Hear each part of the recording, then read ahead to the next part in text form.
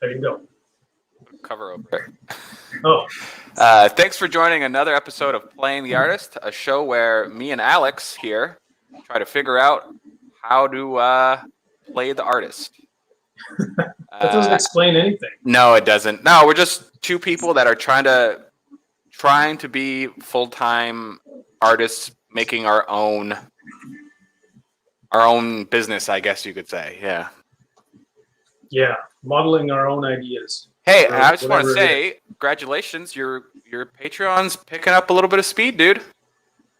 Yeah, I got like 20 56. patrons in April. Yeah, you got 56 in total, right? Yeah, I had.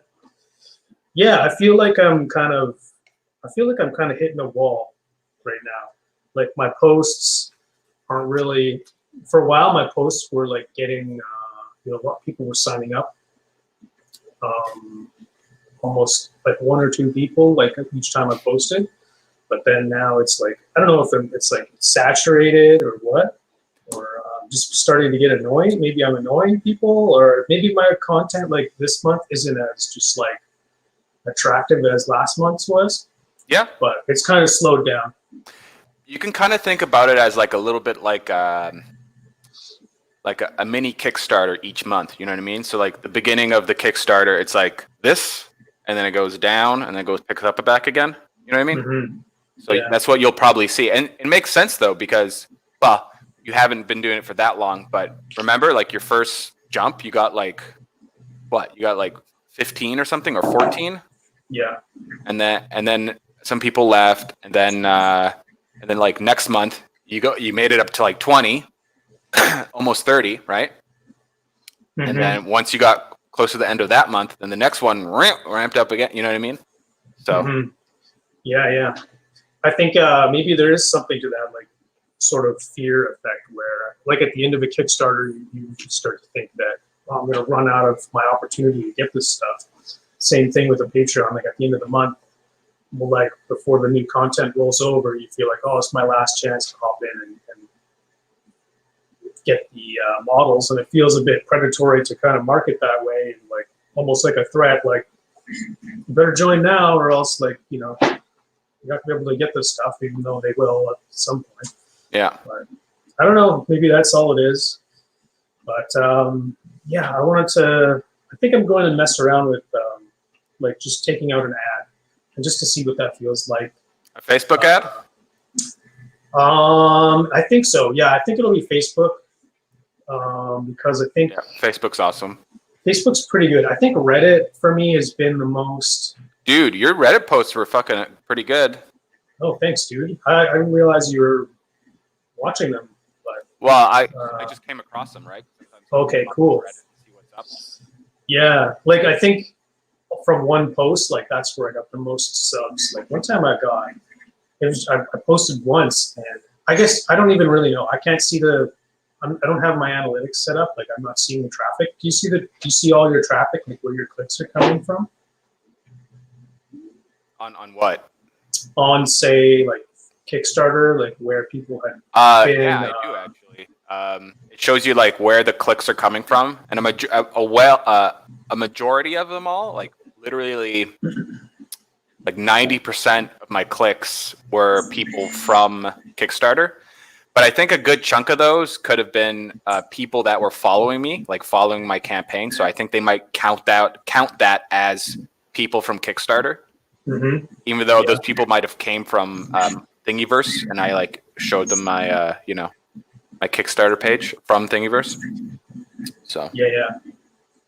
So the only reason I know that I'm pretty sure it's from Reddit is because I would post sort of infrequently, so it's like. That was the only place I posted in the last day, like a real marketing kind of targeted image, and then people would sign up. So I don't know. I don't know if you can take out ads on Reddit, but oh no, I don't think you can. Well, maybe. I think you can actually. Yeah, Reddit's an interesting place. It's like the most.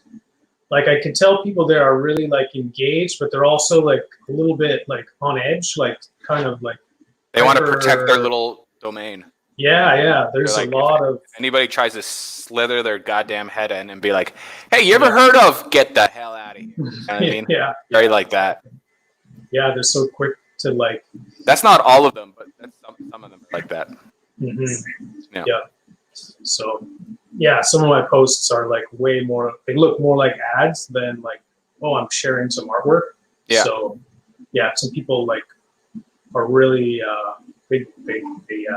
They're like snakes. They spit their venom a little bit, but you just got to get used to it. No, you're the snake. My bad. You're the snake. I'm the snake. You're trying to slither in and sell shit. It's true. It's like their like hen house, and I'm trying to. Well, I think so. There's this one Reddit page I really like, and it's called just terrain building. It's just a bunch of terrain builders, like people that do traditional terrain building for miniatures. So like styrofoam and like taking little pieces of wood and making a little shanty house or shanty village or whatever. Oh yeah. And I really like there. And there's people that do STL stuff, like 3D printing stuff. So what I try to do is I try just to show breakdowns or like some stuff I painted and stuff like that, just some cool shots. And when people ask like, "Oh man, this is really cool. Where can I get this STL file?" Or like, "Where did you like how yeah, like where can I follow you on your whatever?" You know what I mean? So it's less, it's a different type of interaction. It's kind of like, this is my creative process, or like your cards. You know what I mean? Like you could like if you're making a card from scratch or whatever, you could like post some like, "Hey, here's a breakdown of like just some like some of your layers or whatever," or like a process of like hour 1 and then hour 15. You know what I mean? Just stuff like that. Yeah, that'd be good to like. Those are way more shareable on those kind of websites, right? Like, and then have like the final picture as like a physical card. You know what I mean? That'd be cool too. Like, I did that one time with one of my silos. Like I showed the digital file, and then I showed the 3D printed, not painted, and then I showed it painted.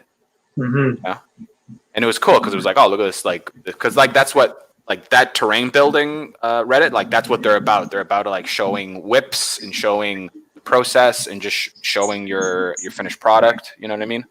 But not product, more of like your finished.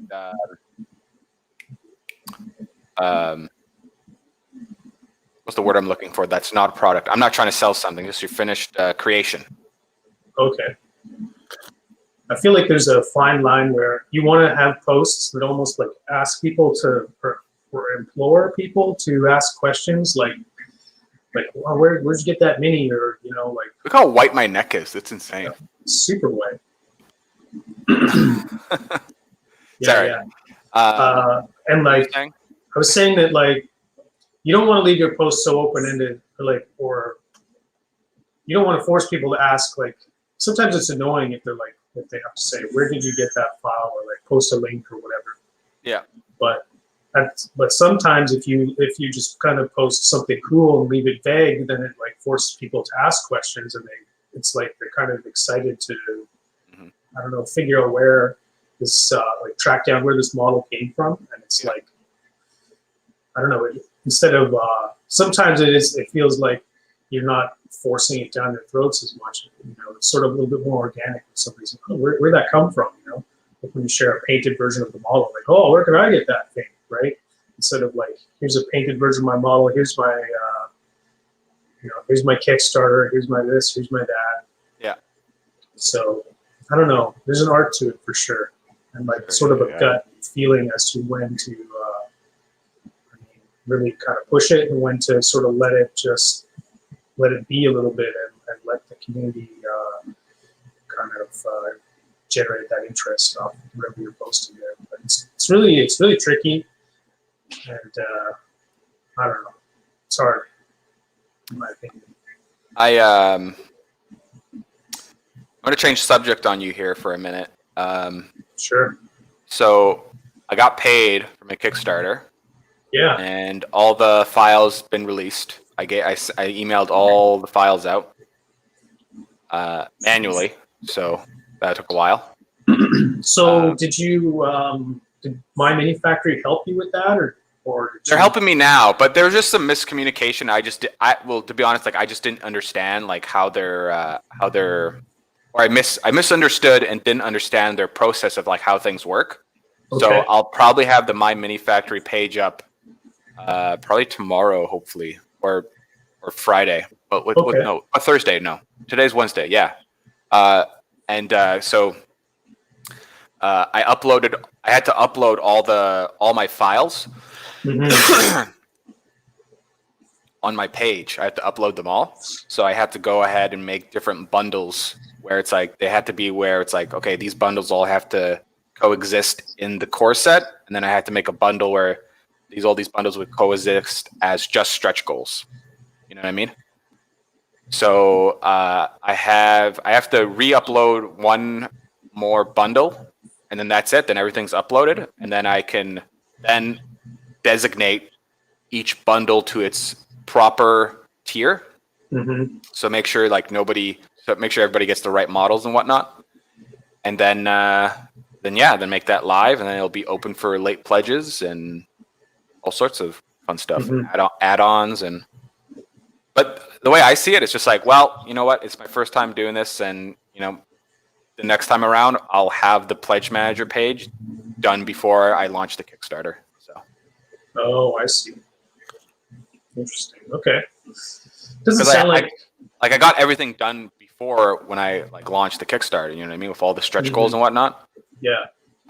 So you're saying you might as well have done this late pledge work at that time? Oh yeah. I should have done it before I launched the Kickstarter to have it all just ready and just didn't have to worry about it. You know what I mean? And then I could just focus on answering emails, taking care of whatever else needs to be taken care of, and start on new projects. You know what I mean? Yeah. Yeah. Well, it doesn't sound like it's been how long has it been? I guess that was March 31st is when your campaign ended? My campaign ended on March 28th, and then 14 days later, that's when the transactions were happening with the campaign, rather. It's been about 3 weeks where you're sort of in this limbo between Kickstarter and whatever. Yeah, but the backers got all their models though. I sent them all out. Yeah, let me ask you about that. You said you sent those out manually. So does that mean you might as well not have had a pledge manager at all? Was it the same amount of work? No. I had to send out over 400 emails, right? Yeah. So after a while, that's pretty annoying. I had to ice my hand and whatnot, and you sent them out one at a time. Yeah. Oh wow. Yeah. Because I needed to get a confirmation. I needed them to I needed them to get a confirmation of that they got the files and they work. You know what I mean? Okay. And so I individually did that all, and then also there's people in different tiers and stuff like that. So I know when they send their email back to me, I could get their name and their email and go to my pledge, my backer report, and then click, reward sent or rewards received or whatever. You click that, it's a little check mark, and then there's just this list of all these green check marks that keep checking, and then the emails keep coming in and whatever. And some people don't even reply, so it's it is what it is. But it's just a good way to show to be it doesn't just to confirm that it works. So it gives them the opportunity to reply and be like, hey, this doesn't work. Could you send it as zips instead, or can you resend it, or whatever. Pledge Manager gives you that confirmation? Yeah, well, no, not Pledge Manager, but the backer, the Pledge Manager page for My Mini Factory. It you just take all the backers and then you put them in their engine, and then it just organizes all the backers, right, to the pledges. Yeah. And then you can well, hang on, maybe you can't make no, you can still do a lot of prep work actually before you launch the page. But anyways, it puts all the backers in the proper locations, and then it shows what they're going to get, And also if they donated extra money, so let's say instead of somebody giving $50 for a pledge to get this set, they could donate $60, and then with that extra $10, they can use it as add-ons, right? So, and that's like, and here's an example I thought was pretty brilliant. So, printable scenery, right? Yeah. So Yeah, they just released a new Kickstarter, and it's doing amazing. Like in the first 2 days, it made over 50,000. Right? It's doing amazing. Okay. Wow. I gotta check that out. Yeah, and but they do this thing where they don't have any stretch goals. They don't do any stretch goals. They just have. It's very smart. He just started doing this since his last Kickstarter, like not this Kickstarter, but the one before that, where it was this is the way it was themed. It was themed medieval town on top, and then like a goblin troll cave on bottom, right? And it was like two different packs. So you can buy the town on top for $80. You can buy the caves for $80, or for a discount, $120 for both, right? And then if you pledge a little bit more, you can get add-ons of different bundles, right? And the add-ons were like discounted, right? Okay. So add-ons, just like more models, like a different pack for a different thing. But this is the thing he did in his new one. He bumped it up. Instead of like two different bundles, it was themed like Stargate. He had the theme of Stargate, where it's like, you go through a portal and you go to a different world or whatever. So there's a sci-fi area, and then it was like an Aztec area, and then it was a nuclear fallout kind of wasteland area. So there's 3 areas and 3 different bundles, or you can get the full bundle, which is like a larger price, but it's at discount, right?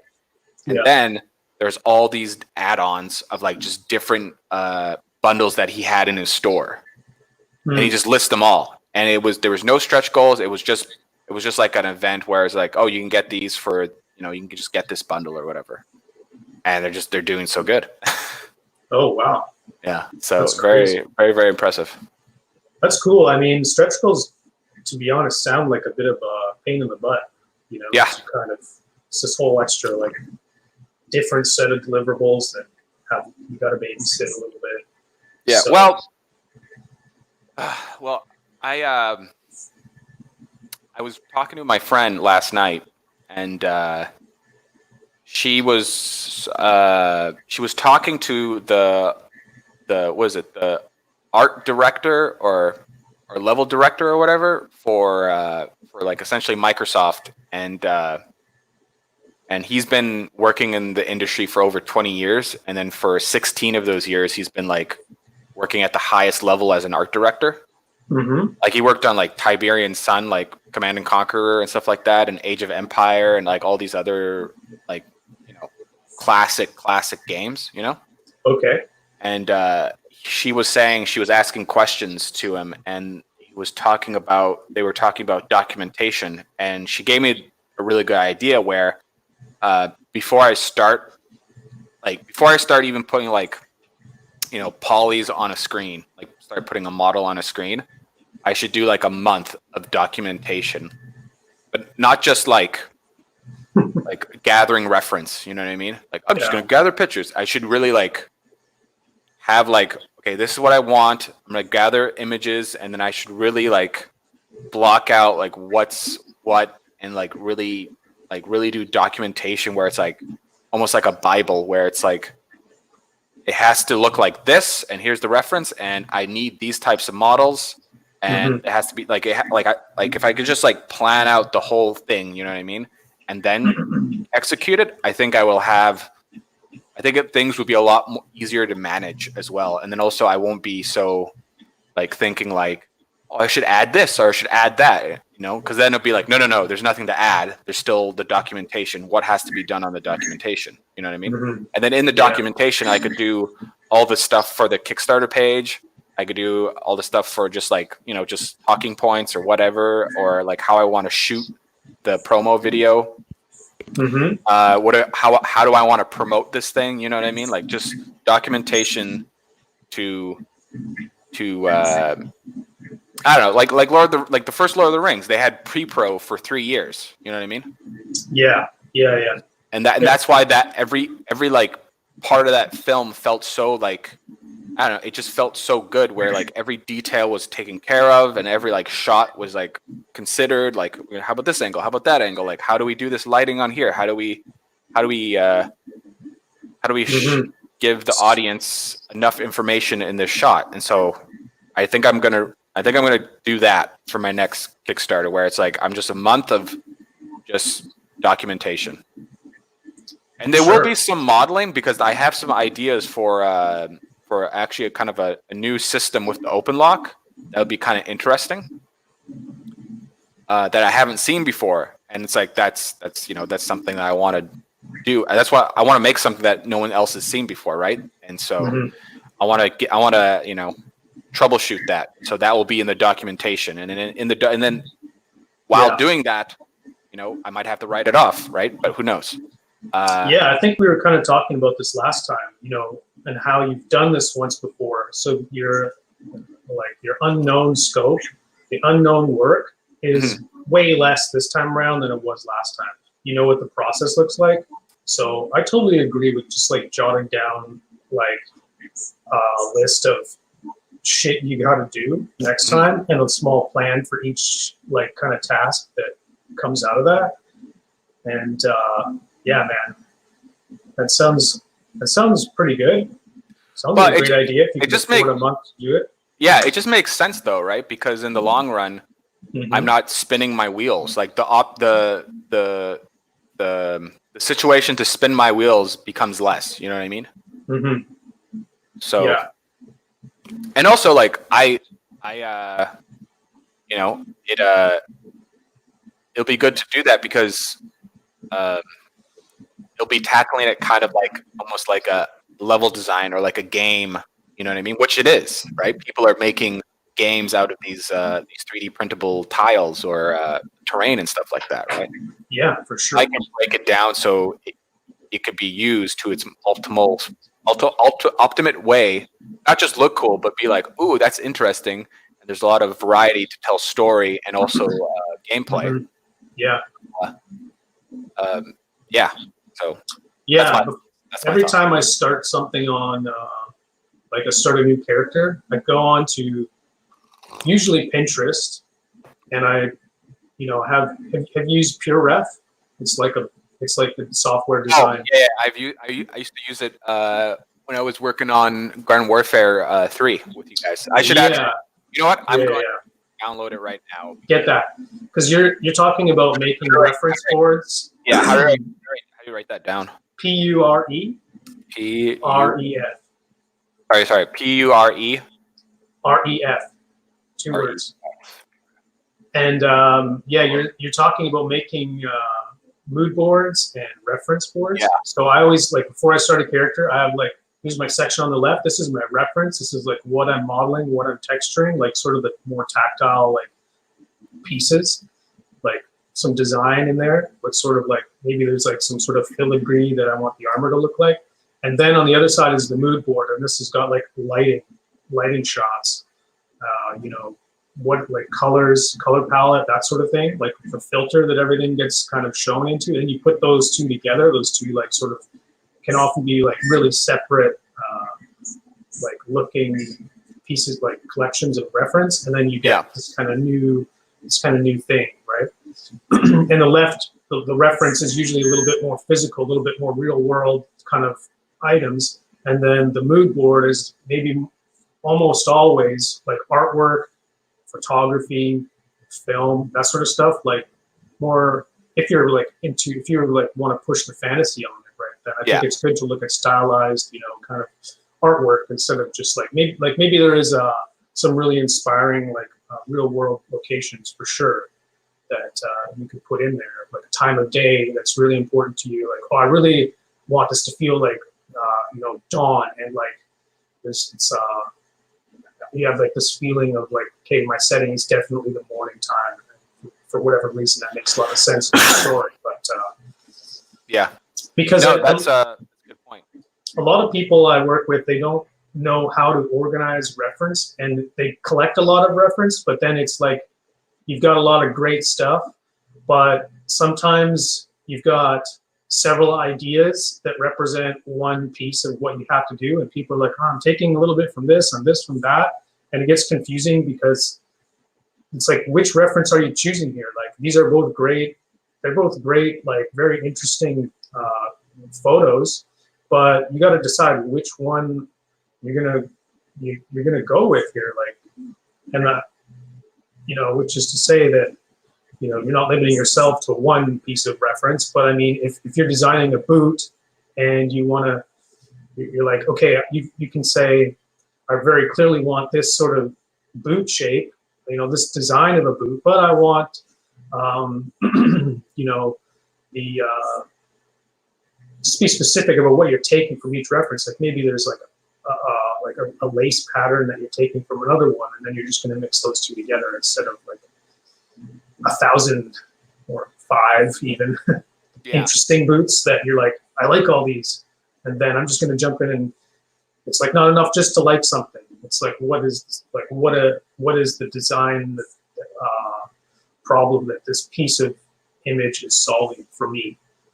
And that can be just in your head, or you can write it down if that helps. But yeah, for sure. I'm downloading it right now. I even donated it because I'm on Moneybags right now.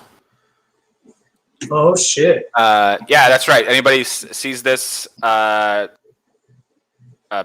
is great if you're an artist, and it's free. But if you have a couple shekels, you should give them a couple shekels because their program's really awesome. Mm-hmm.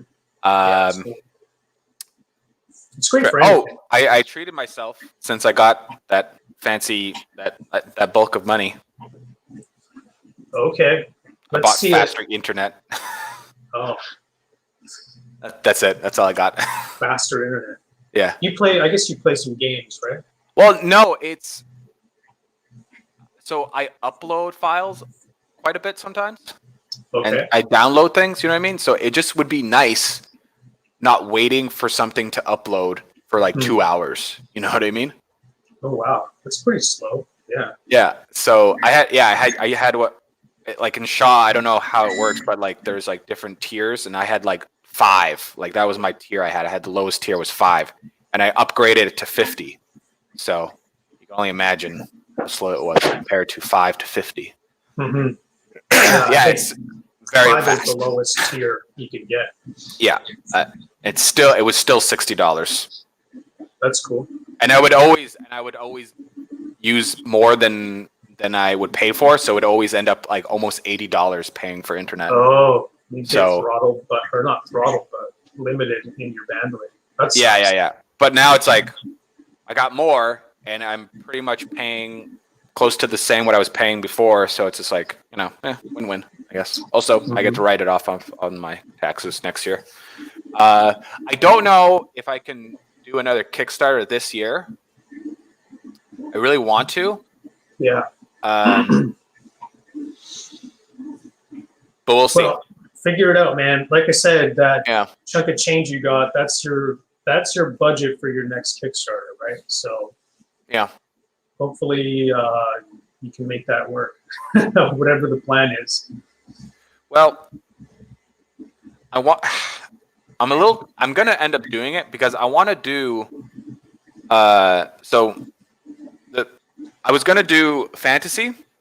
Mm-hmm. There's a type of fantasy I want to do where actually here I can show you the reference that I have. Let me just close that. Bring up.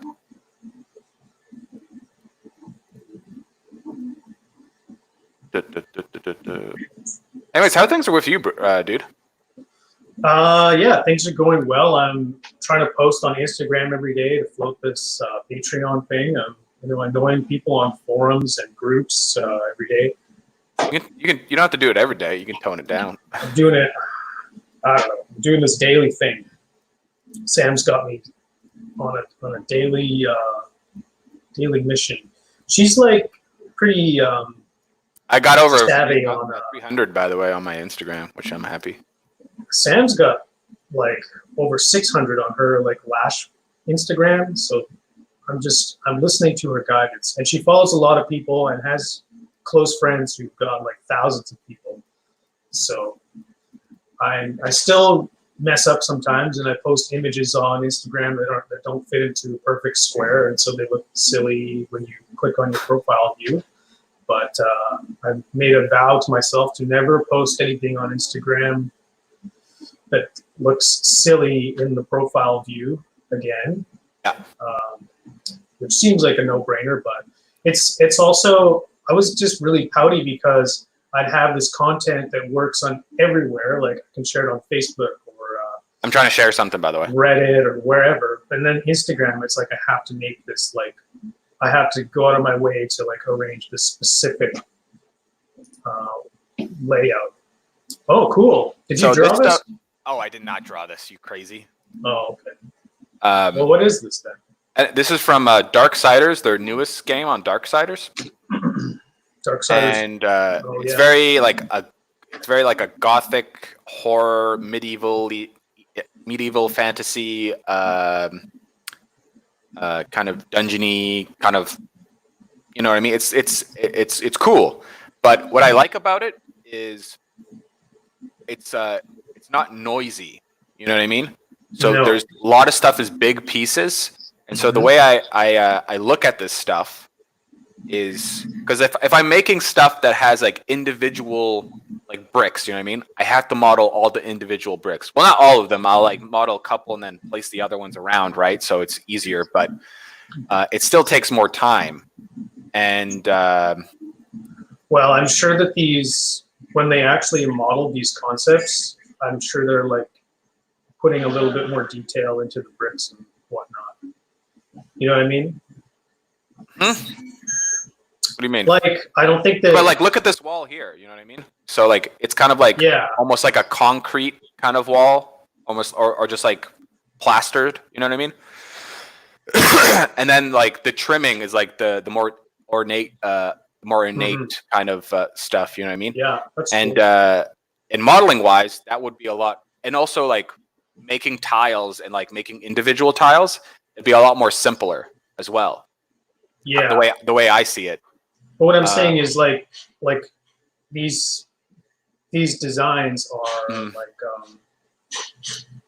they're pretty much. I wouldn't be surprised if the models do have like bricks, like a little bit like the details in these designs aren't one-to-one with the details in the model. They're just their ideas, right? And their silhouette targets. Do you have some models in there? I do, actually. I'm just trying to find a bunch of. But you know what? It does tell you what's important, right? Like, yeah. Hang on, I have to go back to the beginning here. But yeah, I don't know. Just I just really like it, and I feel like even like in here, like it focuses more on like a big design instead of a bunch of little tiny bricks. You know what I mean? Yeah, for sure. Oops. I gotta get a new mouse. My mouse wheel is all shitty. As you could see, it like jumps around a bit. We're jumping around like crazy here. I guess I could use this. It's a lot faster. Where are you going here? See? That's a bad example. That has bricks.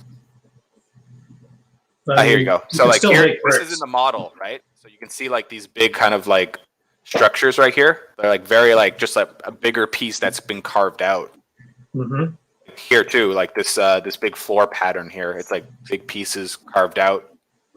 Here too, these are like bigger pieces, and like even the walls. If you can, it's hard to see on your screen. I don't know if you can see it, but you know what I mean. Like these are like it's like 1, 2, 3 instead of like 8 going up. You know what I mean? Yeah.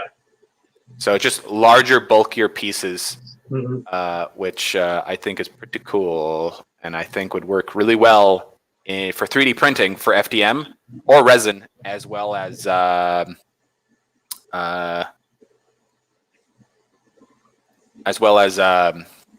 just modeling wise, like the information wise, like when you're painting, right?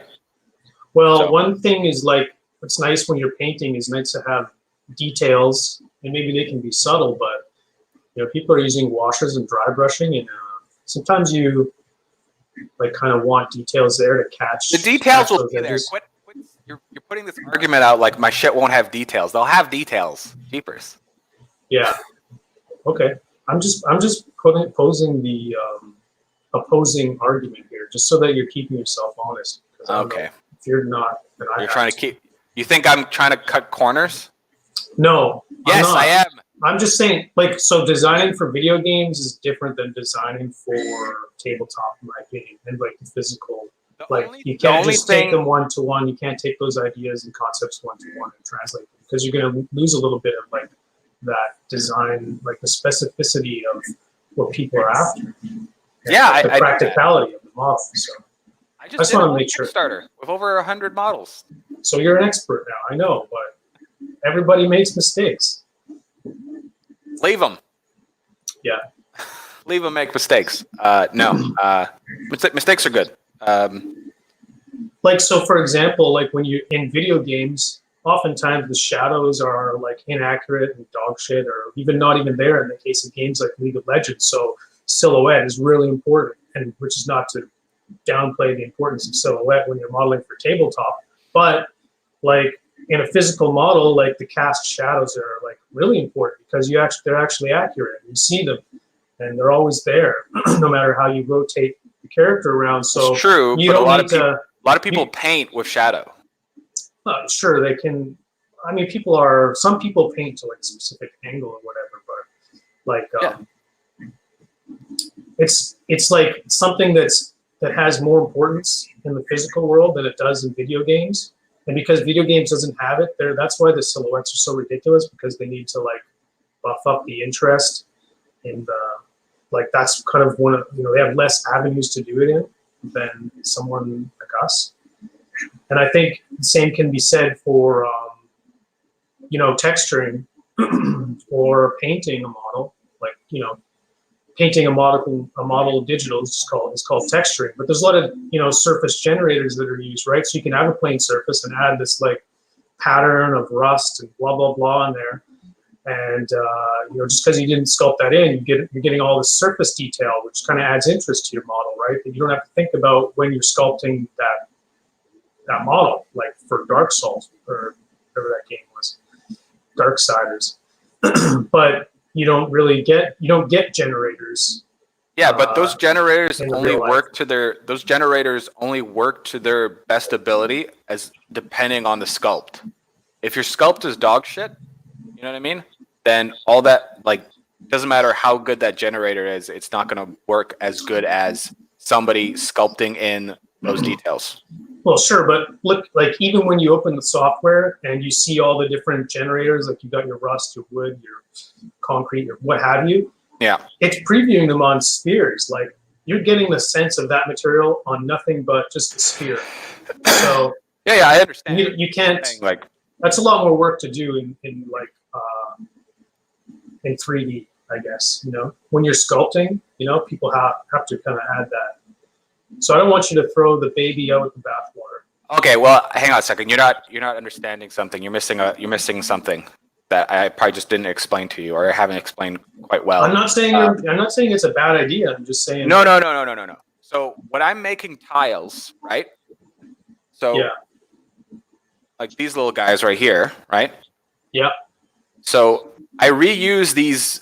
So in Zbrush, I reuse the bricks that I've already used, because there's no point making more bricks because they're so tiny, and I just kind of put them on a different wall and place them around differently, right?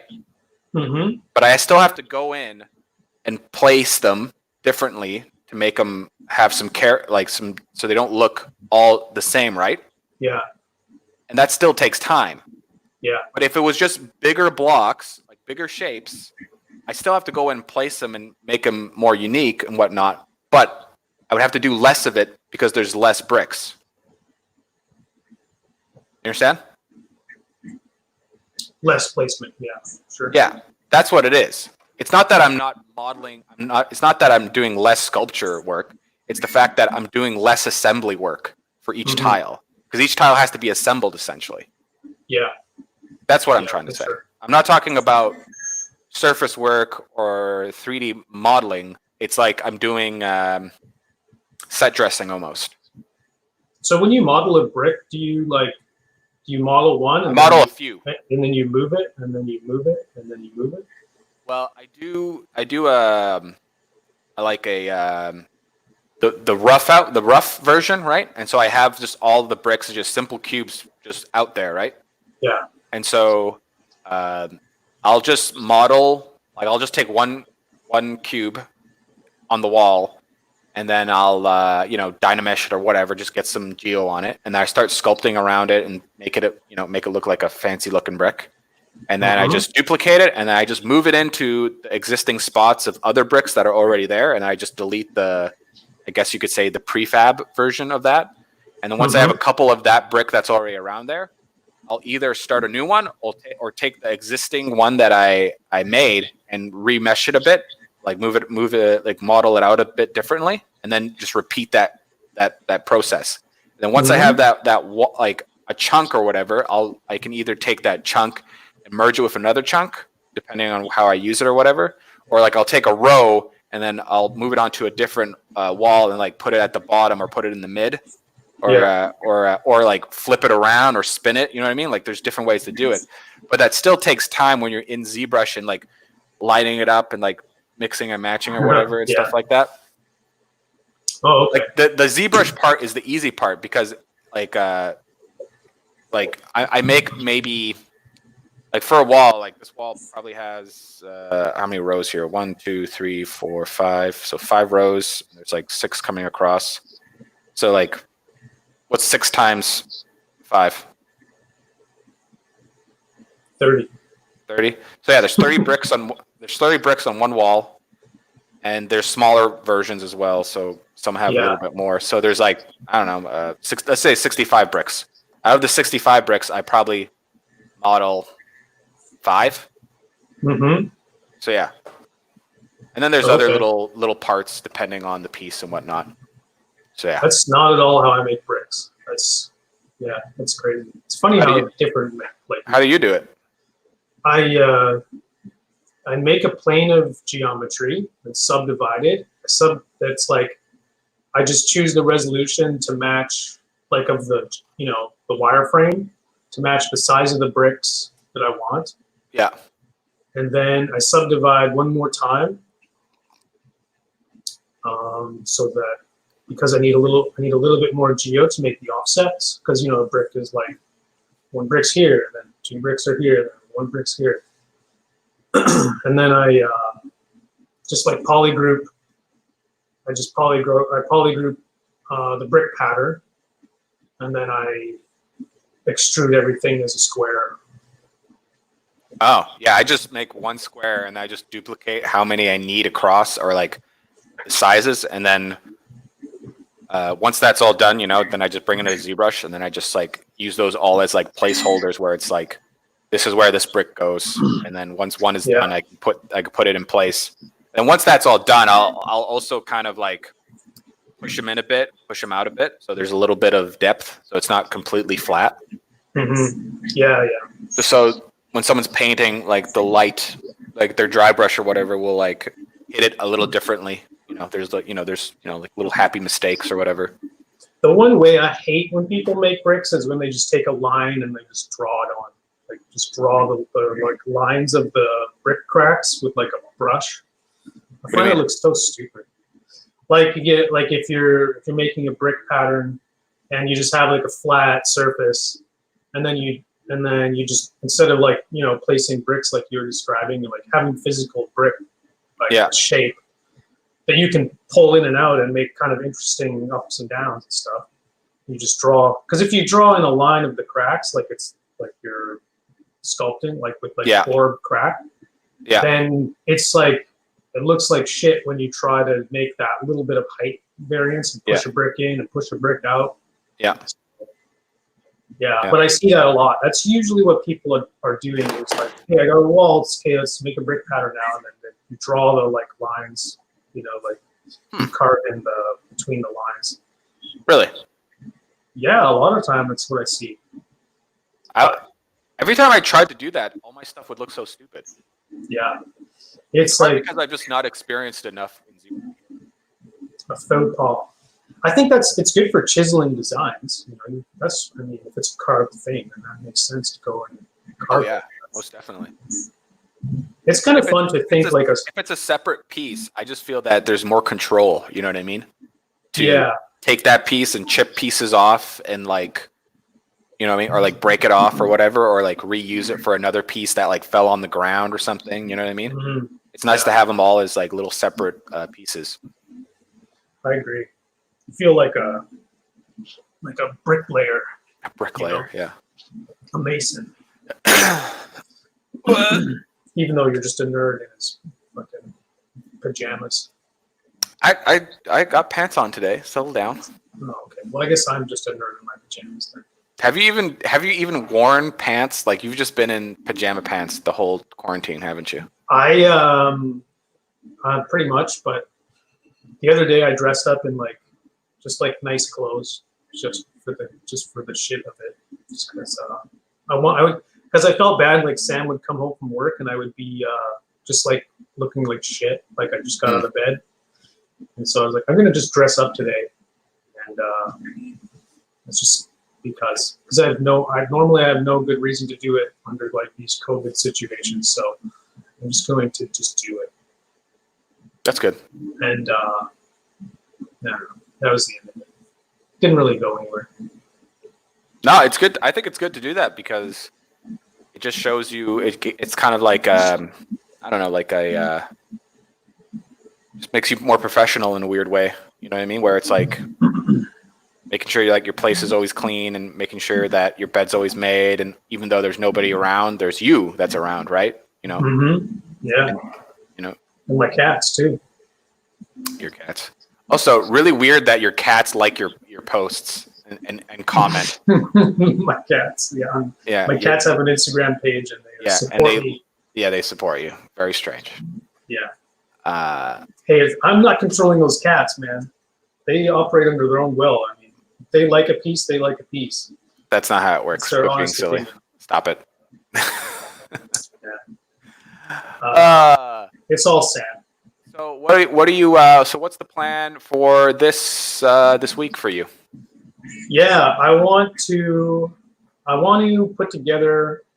I mean, I'm going to keep doing my dailies, keep working on my model, but I also want to, like I said, maybe I think this week I want to take out an ad for Patreon and just go through that one time and see what that's like and see how much of a difference that even makes. And, because I think I have a bit of comparison doing it the like kind of bootstraps way, where I'm just kind of reaching out on various forums. So I'm going to do that. I have some kind of interesting news. Having a kid? Yeah, no, not yet. I'm waiting for Gavin to have a kid, and then I'll have a kid with Gavin. That's weird. And then we can babysit each other's kids, and our kids can grow up and do podcasts together. Ugh. My kids are going to beat up your kids. Your kids are going to be eating potatoes in Saskatoon. I'm not living in Saskatoon. What are you talking about? So I emailed Sam Flegel and I offered, I said, thanks for all the advice in kind of a verbose email. And I said, because I know he plays D&D, and I said, if you want some figures, I'd be happy to send you some figures as thank you for all the advice over the years that I've absorbed. And he said, that'd be great. Cool. Okay. That's it. Yeah. So I'm gonna send Sam some. Are you trying to slither your way in to podcast? To the No. I'm not trying to be on the show. Week? Trying to get in there somehow. So Sam's my coach, right? And not my Sam, not Sam Flegel, my girl, and she's like, you got to start reaching out to people. Yeah, no, it's true. It's true. That's a very good thing to do. Yeah, you do it because she's like, you're doing your dailies and you're starting to frame your art and stuff. So you gotta reach out a little bit. And so that's what I'm gonna do. There's another guy I'm thinking about sending minis to. Who I want to reach out and see if he's interested. Is a guy. Have you ever watched Black Magic Craft? Yeah, I follow him. Okay, He's from Canada. He's from Ottawa. he's from Winnipeg. Winnipeg? Oh, sorry. Yeah, yeah. Ottawa, Winnipeg. I get the two mixed up. Yeah, it's all East Coast stuff. So yeah, I was thinking about that's not in the coast at all. It's in the prairies, and yeah, but because I was from Winnipeg as well, I thought, well, I'd watch his videos, and I don't know, maybe I'll reach out and see if there's any interest there if he wants to receive some figures, and I don't know, maybe a shout out. He has a 3D of it, printer. but, He has a 3D printer, so you should just give him STL files. That's easy. Yeah, but he's like not super. He doesn't seem super keen on 3D printing, and if I like somebody like Danny, I feel like if I sent him STLs, he'd be really gung ho about printing them. But this guy, I feel like he got a 3D printer a little bit like he's mostly a crafter and a painter, and it's just kind of a supplement for him. And I think for characters or little tiny things. Yeah, so I don't think he enjoys 3D printing for the sake of 3D printing. I mean, maybe I'm putting thoughts into my own head about it, but you definitely are. I just think that he would appreciate me sending him prints of the figures. Yeah. And because minis are like, I'm not making what you make, which are these massive like towns. Yeah. Whatever. It's a little bit easier for me to send it in the mail to people, so I don't mind doing it. Yeah. Well, what I would want to try out is exactly that. I would want to try to reach out to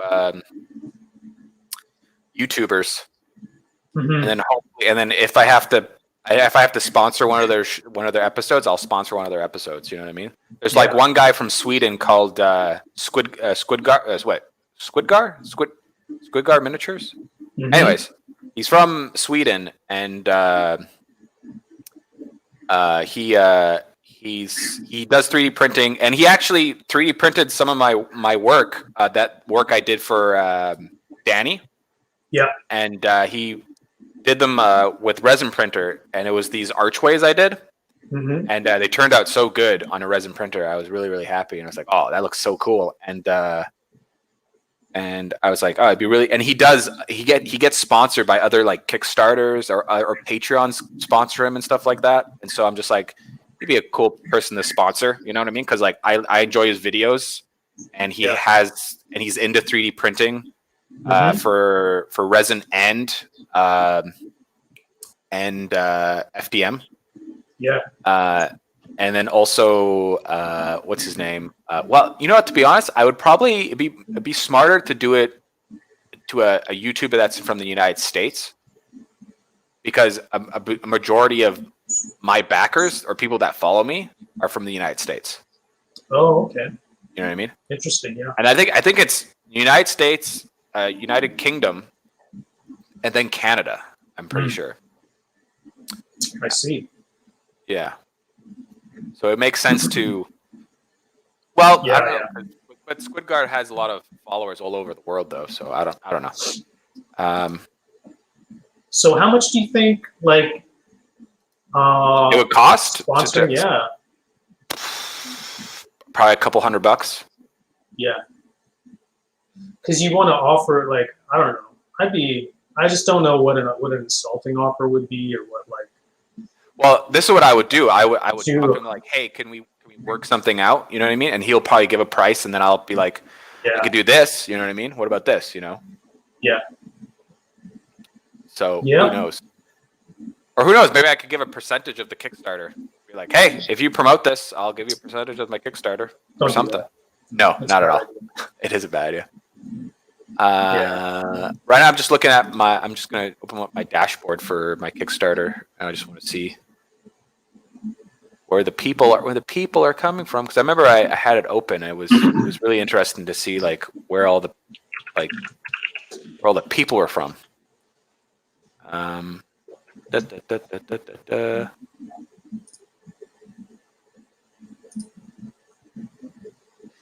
Yeah, when I get a patron at like 3 a.m., I can pretty much. That guy's from the UK. What guy? Or, like when somebody joins your Patreon in the middle of the night. It's like, that guy's not from. Well, maybe they are. Maybe they're just up late. Yeah. With a credit card, burning a hole in their pocket. Yeah. It seems that I cannot find that information. Results percentage. I forget where I was when I clicked. Back a report.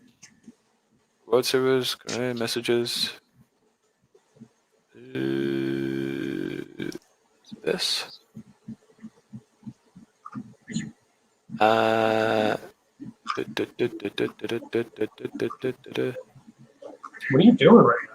Sorry, I'm pulling one of you right now. This is how it feels when you do that. When you're like looking up something and you just don't talk. So that's Yeah, now but you know how I don't feel. even know what you're looking up right now. Now you know how I feel. Please, don't give me that. Please don't do that. I no, I was just wanted to look up my percentage of who backed the Kickstarter, like where they're from and stuff like that. Like I remember coming across that on my Kickstarter page, and I noticed like a majority was American, and I was surprised. So, Well, yeah, okay. That's all. That's all. Okay.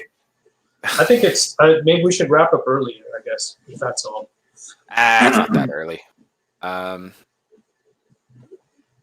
Yeah, I didn't get to talk about what the hell I was gonna do. Oh, well, by all means. No, I just got to finish up the page, and then I got to finish up the page, and then the My Mini Factory page, and then I'm just gonna. I got to keep working on the 30 days of tile thing because that's not done. And I got to get a male chimp. Yeah, definitely. Definitely So, do that. Yeah. So I think it would be easier to send maybe 400 emails. I don't know. Yeah. I've never used MailChimp, but I got to imagine that that's kind of the thing it's for, right? Something. Yeah. Cool, man. So no, I thought I had something else. Actually, I have a meeting with the My Mini Factory guy this weekend, so I'm going to chat with them a bit. I'm a bit like when you explained how that business model works. It sounded like My Mini Factory. It sounded like a store, like you just kind of almost like Shopify, but they're promoting it a little bit because they've got so many people. But it's like I think they also want exclusivity on your model, the distribution of your model, which means you can't sell it anywhere else. I'm not sure. That's what it was saying on their website. So, well, I guess I'll figure it out this weekend, but I don't know if I'm as interested in that, if that's the case. Because, what? Give me your pros and cons there. Pros, there's some... Sorry, give me the cons rather, because you don't want to do it. Well, you can't sell your models on your own website, right? Or somewhere else if you wanted to. Yeah, that's fine. Is it? Sure. That's like you can take them down. Yeah, I guess. I don't know. I'm just not a fan of.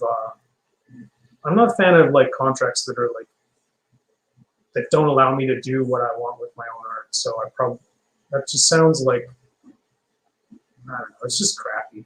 It's like all right, jeez. It's like I can upload a video to YouTube, but then I can't upload it to Vimeo. Like that's silly. Come on. So I don't know. We'll see what happens. All right. It depends it just depends like what you're trying to do, right? What you're trying to succeed to do. All right. So that's the end of that. Thanks for joining another episode of Playing the Artist, a show where we we discuss about just that, trying to be artists. You can help out the show by leaving a like or leaving a comment or just subscribing. And we have the show every Tuesday at 8 7 o'clock Pacific time. Oh, wait. 8 o'clock. 8 o'clock Pacific time. But that'll change once the quarantine stuff is done. Mm-hmm. Alex, where can we find you? Yeah, you can find me on patreon.com/Tiger Skull RPG. That's it. Just type in Tiger Skull RPG into Google, and you'll find something. Find something. And how about you? Did you can do you? What? I was listening to what you were saying. Oh, thanks. Yeah. You can find me on Instagram, Twitter, or my Thingiverse. My Thingiverse? No, Thingiverse or My Mini Factory, all under one name, which is Forbidden Prince. And yeah, that's about it. Sweet. Cool, man. All right. All right. Well, You have a good one. I'm excited to see what comes next with your Patreon. thanks, dude. Yeah. Amen. All right. Ciao. Ciao, ciao.